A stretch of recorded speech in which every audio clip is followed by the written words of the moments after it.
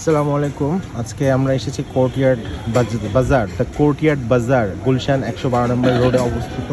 এখানে ইফতার করতে, বুফে ইফতার ফলোড বাই ডিনার। তো আমরা আজকে এখানে এসেছি, আমি, আমার কলিগ মিস্টার মারুফ হাসান আর হচ্ছে মিস্টার খন্দকার আব্দুল হামিদ।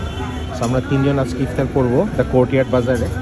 সো আমরা কি নিয়েছি? আমরা নিয়েছি হচ্ছে সালাদ, পাট্টুস সালাদ, তারপরে হচ্ছে এখানে ভাজা পোড়া যেগুলো আছে, বেগুনি, পেঁয়াজ, আলুর চপ, পাকোড়া, চিক পিস, তারপর হচ্ছে ছোলা, তারপর হচ্ছে এখানে খেজুর, আপেল, তারপর মালটা, তারপর এখানে আছে হচ্ছে তেহারি, তারপর আছে হচ্ছে গিয়ে ডোরি ফিশ, আর মাঝে আছে হচ্ছে চিকেন কাপসা।